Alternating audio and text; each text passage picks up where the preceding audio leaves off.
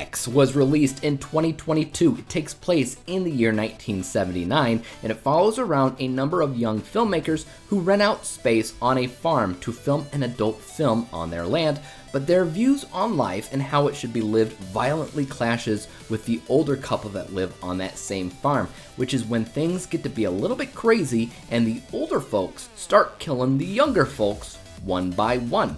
So I chose this film to be a part of my 52-week horror movie challenge under the prompt to find a horror film that is simply put a slasher.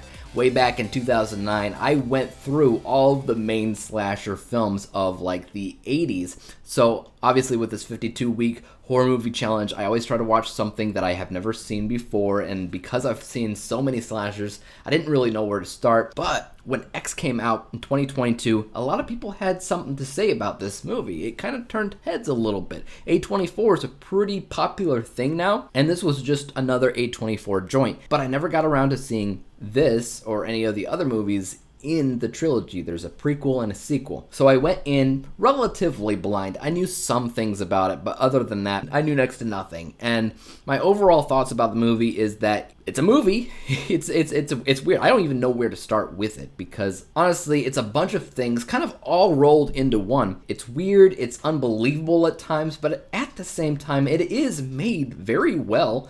It doesn't always feel so much like a horror film. Instead, it feels like a movie that legitimately came out in the late 70s. There's some really good production design going on there. So let's talk about some positives of the film in general. One of the first things that popped out to me when I watched the movie was a technicality. It was the editing. There's a lot of good editing tricks used throughout the film that mirrors certain elements. Like for instance, obviously they're trying to film an adult film, but specifically in the first half of the movie, it would interject these scenes where you would see a clip of the movie that they're filming, and then it would show something else going on at the same time in the real world that is mirroring it. But there is definitely a moment in the movie where they literally say something to the degree where life imitates art, or art imitates life, and that's exactly what they're doing with the editing, and I thought that that was really cool. But yeah, I mean, production design, set design, hair and makeup, lighting and color, this movie looks great. All of these things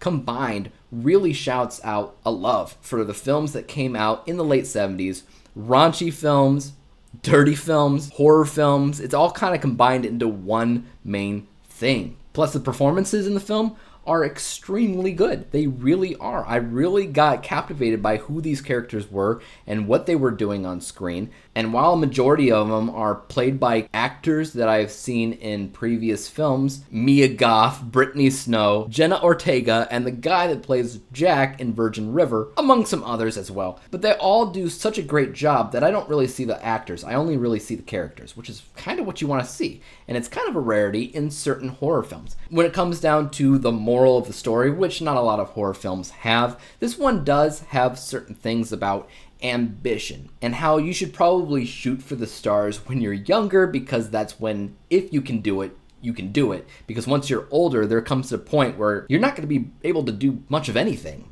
and you're going to have a lot of resentment about that. And this movie really dives into that head first, and obviously a horror kind of way, so the older people are the villains of the story. Obviously they're also kind of nutty and crazy and delusional, so that just translates to slasher film. I definitely appreciated the message of the film and how it was conveyed, because a lot of that feels fresh and original. As far as the negatives go, a bigger complaint that I have about the film would actually have to be about the old people themselves and how unrealistic certain things about them are. First of all, their looks. I don't really buy into the fact that they're old. I mean, they very much look like younger people wearing older people makeup. It's good makeup, I'm not gonna lie. In terms of my history watching younger people wear older people makeup, it almost always looks fake.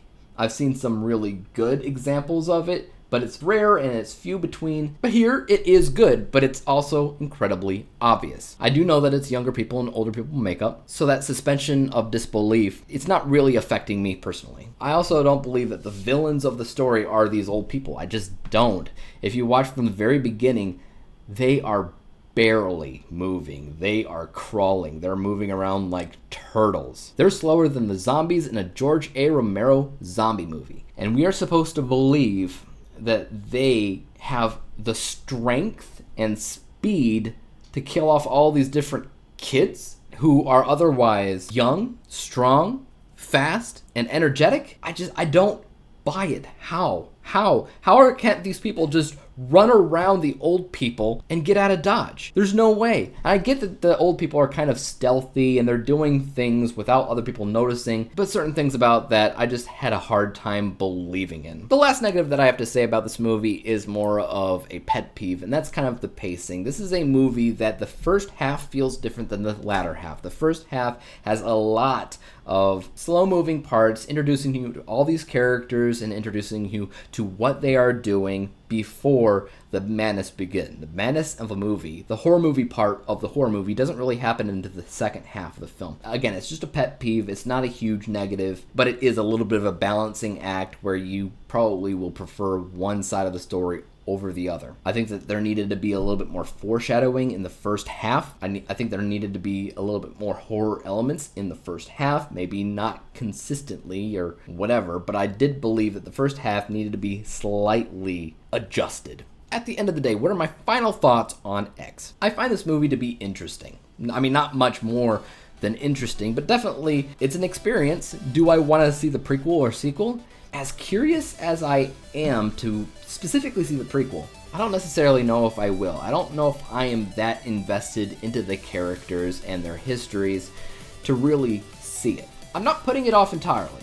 I'm just saying, at this stage, probably not. But my final score for the film is 71 out of 100 possible stars. That is 71%, or on my letter grading scale, that is a B- grade. But what about you guys, though? Are you a fan of this movie, of this trilogy? Why or why not? What things stand out to you as good with this film? What things stand out to you as just overhyped or just bad all around? Let me know in the comment section down below. And as for YouTube guys, don't do hit the like, the subscribe button, and the bell to be notified when I come out with my next review, whenever or whatever that may be on. And until that day comes, peace out.